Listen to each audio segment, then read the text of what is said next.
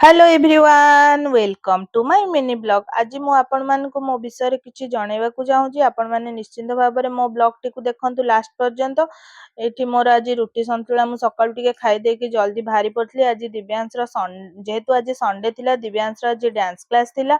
आउ एक्चुअली कोन हेछि ना डांस माने डांस रो गोटे प्रोग्राम हबार थिला संचिला रे। एबे तो आपण माने जानिथिबे संचिला रे हिंगुला यात्रा चलची।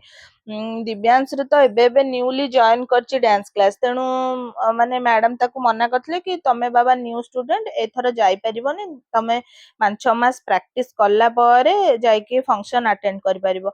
सेति बाय मु भी कहली हां मैडम किछ असुविधा नै, आपण जेतेबेले नेक्स्ट टाइम हबो से निश्चिंत जिवो। किंतु जेतेबेले संडे दिन जाई से प्रैक्टिस करिछि, माने मैडम ताकू कहले नाइ मैडम, माने मैडम सर दी जन जाक ता ऊपर फेद देखेले ना मैडम ताकू नै जानतु, से निश्चिंत भाबरे करि परिबो आउ भल धरुची एमती कहले। तो मुझे देखु आज ऑटो नहीं कि जाइली, राति 8टारे पहुंचली। आज माने विश्वास करंतु आज मो बापा कथा मत एत मन पड़ूला माने कहीहबनी। माने बापा थिले तो मु केबे ऑटो रे जाई न थांती। आउ सेकंड कथा दिव्यांश रो परफॉर्मेंस देखिकी भी बापा बहुत खुशी थांते। आउ मु सबले चाहे मो संगे किए गोटे गार्डियन जानतु, माने मते टिके सेफ फील हुए। माँ जाइथिले सांगरे, हेले मु आज मो बापांकर माने एब्सेंस टा बहुत फील करथली। माने बहुत खराब लगुला। आज माने आसला बेलू पाखापाखि राति 12टा हो जाइथिला, माने घरे पहुंचला बेलू।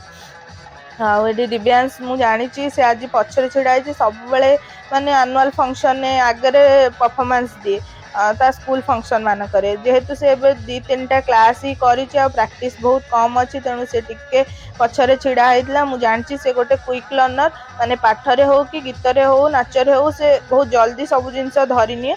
आउ से निश्चिंत भाबरे आ 5-6 मास प्रैक्टिस कले आगु आगरे आसिकी परफॉर्मेंस करिवो। आपण मानकु मु निहाती भाबरे सेतेबेले आउरी ब्लॉग माने सुंदर सुंदर ब्लॉग एमिति छाड़ी भी दिव्यांश। आ आपण माने ताकू बहुत सारा ब्लेसिंग्स करंतु आ आशीर्वाद दियंतु। आ सेठी भी पिला मानक पई सब टिफिन रो व्यवस्था करथले, ता संगे पिला मानकु भी बहुत सारा एनकरेज करथले।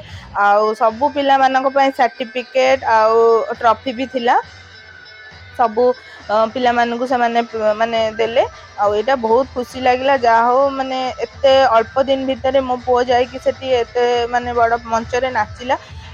आज पई एतिकी, पुणी देखा अब नेक्स्ट ब्लॉग रे। रहिली, thank you guys for watching. Please like share and subscribe. जदि आपण मानकु मो ब्लॉग टी भल लागिथिबो निश्चिंत भाबरे जाई कि सब्सक्राइब करंतु। रहिली।